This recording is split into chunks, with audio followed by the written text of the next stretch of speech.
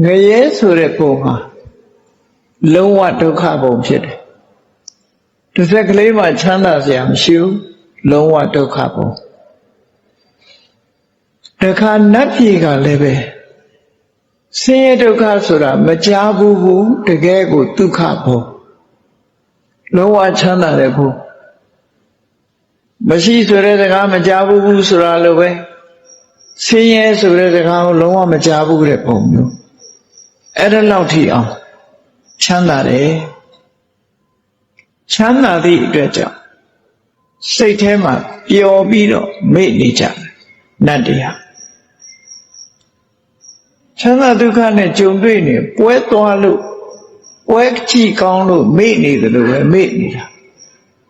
Nadia, listen, your worship wedding at Duruya Chanda Duca Kanzabio, made nature. Eddie made the dredger. Ojin Ajin Dejin, so let's see to Kariga, look in it. Neban Lanyamo go Yapu, Neban go Yapu. Maggie Sheba, Chendi Asura, Chendon, and Jim Shija. Ludi Jaro, Eddie Queen Yedi Yada. Manoda logo pana, okay na tuka to call. Luwasura, tuka tuka yopian needed pone. The channel shidamula, tuka ye, doka ye, the leziba queso, no? Lugo your okay na tuka tuka. Sana see yonida. Chana dele, say dele, Chana reka, Chana say reka, say, Luguaye, Anitaga, Diloshi, say duka, Chana duka, yoni. Okay, not duka to call yoni, Chana duka. Atagasiaga, the UFO video ye like did to her. Eat what? Abba your beat the copy, Piana did. Lupon to go them ale.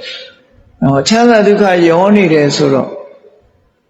A bebon lule duka yaude, Nayev, no, a bang Nayebon lule duka yaude, Nabi lule kanzayade. How did it? Ludiha. Kauza la we say, Nadi lule kanzala. Sinyabi solution, let the cat a bebon lule sinye. I am Lubiha. Nayen Nabi, Bonsatare, Pono, from Georgia. Lubon Lubuaha, Nayeboane, Nabi, Bonsatare, Niatana, Shumin, Donaja, eh? Lubi Mangayele, she,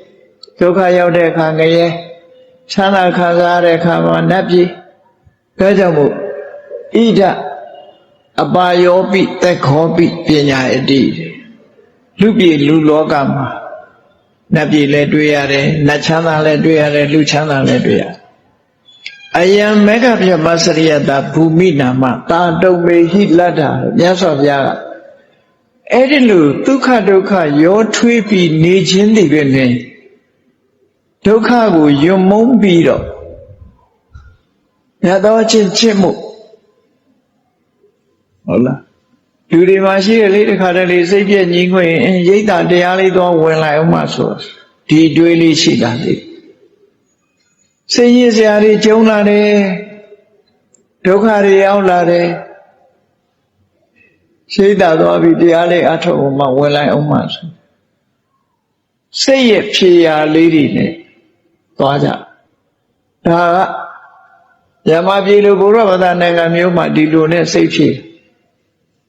The China and Yaro Dilo say cheatam hopeful. Diloninia say she Najam Siu. Mashide Kajaro, Trouble Mayare Kaja, Baloja, Suicide Loja, go good that day, Chita. Say her Trouble Maya go good that day. But Mavi Mane Sura Loda, Machine, see. Todo Yamabi Ma Suicide Loda. Sakai no net alone needed. Pajame, Hoda, so much Yaro, Lubio. တခြားနိုင်ငံတွေမှာလှုပ်တဲ့စူးစိုက်ကိုတတ်သိတဲ့မှုခင်းနေတဲ့ဗမာပြည်ကညော်နေတယ်လို့သူတို့ဆိုတယ်အဲ့တော့မြတ်သောအချင်းကိုကျင့်ခြင်းဖြင့်လူတွေရဲ့စိတ်ရဲ့ထွက်ပေါက်တွေကိုရရှိကြတယ်ဟောစိတ်ရဲ့ထွက်ပေါက်တွေကိုရှာဖွေတွေ့ရှိကြတရားဓမ္မနှလုံးသွင်းခြင်းဖြင့်စိတ်ချမ်းသာမှုတွေကိုရရှိကြတယ်မဟာအခွင့်အရေးတွေနဲ့ကြုံတွေ့ကြရတယ်လို့သူတို့ဆိုတယ်ဒါကြောင့်မို့မြတ်စွာဘုရားကဟောတာတသမယေဝဣမေမနုဿခန္ဓာလတ္ထာတေဝတုလမင်းတို့လူဘဝရတာလွန်ကံကောင်းနေတဲ့လူဘဝရခြင်းဟာမဟာခွင့်ရေးကြီးတစ်ခုကိုရတာပဲမဟာခွင့်ရေးဆိုဒီမှာတဏှာဝကလွတ်ကြောင်းဖြစ်တဲ့မဂ္ဂင်၈ပါးအကျင့်တရားကိုကျင့်ရခြင်းပဲဖြစ်တယ်မဂ္ဂင်၈ပါးအကျင့်တရားဆိုတာသီလဆောက်တည်ခွင့်ရတယ်ဟောကိုကျင့်သီလကိုအခြေခံပြီးတော့စိတ်တည်ငြိမ်မှုတမာတိကျင့်စဉ်ကိုကျင့်ရတာတမာတိကျင့်စဉ်ရှိလာတဲ့အခါမှာသဘာဝတရားကိုရှုမြင်သုံးသပ်တဲ့အခါမှာအမှန်မြင်တယ်ဆိုတဲ့ပညာအဆင့်ကိုရောက်ရှိတာထိုပညာအဆင့်နဲ့ကမှတဏှာဝကလွတ်နိုင်တယ်လို့သူဆိုတာပေါ့အဲ့ဒါကြောင့်မို့ဒီဓမ္မစရိယလို့ဆိုတဲ့နိဗ္ဗာန်လမ်းကြောင်းပေါ်မှာတက်လှမ်းပြီးတော့လျှောက်လန်းခွင့်ရနိဗ္ဗာန်လမ်းကြောင်းပေါ်တက်ပြီးတော့လျှောက်တယ်ဘယ်ကစလျှောက်လဲသမ္မာဝါစာသမ္မာကမ္မန္တသမ္မာအာဇီဝကိုကာယကံဝစီကံထိမ့်သိမ့်လိုက်တယ်မဟုတ်တာမပြောဘူးမနာပဲပြောတယ်သူများတွေအချင်းချင်းကွဲပြားအောင်မလုပ်ဘူးစိတ်ဆိုင်ညီညွတ်အောင်သာပြောတယ်ကျမ်းမ်းတဲ့စကားတွေမပြောဘူးယဉ်ကျေးလိမ္မာစွာပြောတယ်အကျိုးမဲ့တဲ့စကားတွေကိုမပြောဘူးအကျိုးရှိတဲ့စကားတွေကိုပြောတယ်ဆိုတဲ့သမ္မာဝါစာဒါတွေကိုထိမ့်သိမ့်ဆောက်ရှောက်ပေးလိုက်တယ်သမ္မာကမ္မန္တသူများအသက်သူများဒုက္ခရောက်အောင်မလုပ်ဘူးသူတော်ဘာပစ္စည်းပျက်စီးအောင်မလုပ်ဘူးသူတော်ဘာတာမယာစော်ကားတဲ့အမှုမျိုးမလုပ်ဘူးဟောသမ္မာကမ္မန္တအဲ့ဒီနည်းတွေနဲ့အသက်မွေးဘူးသမ္မာဝါစာအာဇီဝလို့ဆိုသမ္မာဝါစာသမ္မာကမ္မန္တသမ္မာအာဇီဝဆိုတဲ့ကိုချင်းသီလကိုထိမ့်သိမ့်ဆောက်ရှောက်လိုက်တာဟာကိုယ်တဏ္ဍာမှာဖြစ်တဲ့လွန်ကျူးခြင်းဆိုတဲ့ကိလေသာရဲ့အစွမ်းတွေကိုထိမ့်ချုပ်လိုက်တာပဲဖြစ်တယ်ပေါ့လွန်ကျူးလောက်အောင်ပြင်းထန်တဲ့ကိလေသာကိုဖမ်းထိန်လိုက်သည့်အတွက်ကြောင့်သီလကဝိတိကမကိလေသာကိုထိမ့်ပလိုက်အဲ့ဒီကနေပြီးသမာဓိကျင့်စဉ်ကိုဆက်ပြီးတော့ကျင့်လိုက်တဲ့အခါမှာနော်ကိုယ်တဏ္ဍာမှာမကောင်းတဲ့အတွေ့အကြုံမဖြစ်အောင်ဖယ်ရှားတယ်ကောင်းတဲ့တရားတွေဖြစ်ပေါ်လာအောင်ကြိုးစားတဲ့သမ္မာဝါယာမကောင်းမြတ်တဲ့အာယုတစ်ခုပေါ်မှာစိတ်ကိုအခြေစိုက်ထားတဲ့သမ္မာတတိစိတ်တည်ငြိမ်အောင်ကြိုးစားတဲ့သမ္မာသမာဓိလို့ဆိုတယ်သမာဓိဘက်ကကျင့်စဉ်ထွက်လေဝင်လေလေးပေါ်မှာအာယုပြုပြီးလှုပ်လိုက်တာထွက်လေဝင်လေလေးထွက်တိုင်းဝင်တိုင်းသိနေအောင်ကြိုးစားတာသမ္မာဝါယာမထွက်လေဝင်လေလေးကိုမပြတ်တတိယနေတာသမ္မာတတိထွက်လေဝင်လေထိတဲ့နေရာလေးမှာစိတ်တည်ငြိမ်နေတာသမ္မာသမာဓိဆိုတဲ့ဒီကျင့်စဉ်တစ်ခုကိုကျင့်လိုက်တဲ့အခါစိတ်ဟာတခြားအာယုန်တွေမရောက်တော့ပဲနဲ့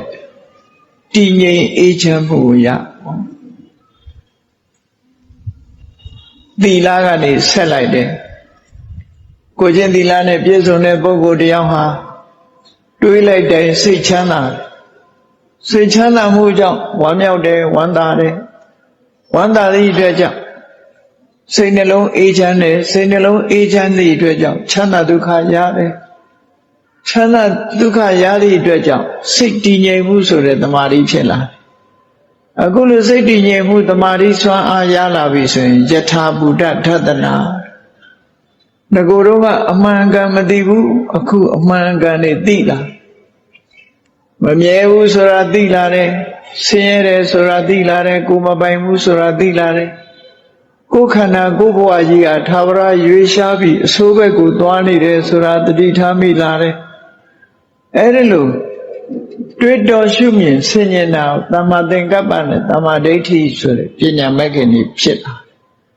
အဲ့ဒီလိုဖြစ်အောင်ကြိုးစားတာဟာဗျမစရိယအကျင့်ကိုကျင့်ခြင်းပဲဖြစ်တယ်ဟောအဲ့ဒီလိုဖြစ်လို့သီလနဲ့လည်းပြည့်စုံတယ်သမာဓိနဲ့လည်းပြည့်စုံတယ်ပညာဆိုတာလည်းကိုယ်တဏ္ဍာမှာဖြစ်လာပြီဆိုလို့ရှိရင်ဘဝဆိုတာပေါ်မှာတွေ့တာမှုဆိုတာကင်းပြတ်လာလျှော့ချလာနိုင်တယ်လျှော့ချရာကနေပြီးလုံးဝကင်းပြတ်သွားတယ်နောက်ဆုံးမှာတွေ့တာမှုတွေလုံးဝချုပ်ငြိမ်းသွားတဲ့အခါမှာတွေ့တာမှုကိုအကြောင်းပြုပြီးဖြစ်တဲ့တောကဆိုတာလည်းမလာတော့တောကမလာတော့ရင်တွင်နှလုံးဟာအေးချမ်းသွားစိတ်ဟာလည်းလွတ်လပ်တယ်ပေါ်ပါလာတယ်စိတ်ဓာတ်လောဘနဲ့တွဲမလာဘူးကိလေသာတွေနဲ့တွဲဖက်မလာတော့ဘူးလွတ်လပ်ပေါ်ပါပြီးအမြဲတမ်းဟာလန်းဆန်းနေတဲ့လွတ်မြောက်တဲ့စိတ်ကိုရရှိပိုင်ဆိုင်သွားပြီဆိုလို့ရှိရင်ဖုဒ္ဓတလောကဓမ္မေစိတ်တံယတနာခံပတိလောကဓာတ်နေဘလောက်ပဲကြုံကောင်းတာနဲ့တွေ့လည်းမတုံလို့ဘူးကျောင်းတောင်ကြီးလို့ဖြစ်သွားတယ်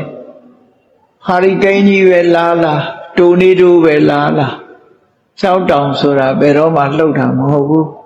သစ်ပင်နေအိမ်နေတိုက်တွေရိမ်ချိုးပြိုကျတော့လည်းပဲကျောင်းတောင်ကြီးကဘာမှမဖြစ်သလိုပဲလူရဲ့စိတ်ဓာတ်ဟာနောက်ဆုံးလောကဓာတ်မုန်တိုင်းတွေနဲ့ကြုံတဲ့အခါမှာကြမ်းခိုင်တဲ့စိတ်ဓာတ်တစ်ခုကိုရရှိသွားအတောကံဝိရဇံခေမံဧတံမင်္ဂလမௌတ္တမံလို့ဆိုတဲ့အတိုင်းအမြတ်ဆုံးသောမင်္ဂလာလောကခင်းပြီးတော့လွန်ချမ်းသာတဲ့အနေအထားတစ်ခုကိုရရှိပိုင်ဆိုင်နိုင်တာဟာလူလောကလူဘဝရဲ့မဟာအခွင့်အရေးကြီးဖြစ်ပါတယ်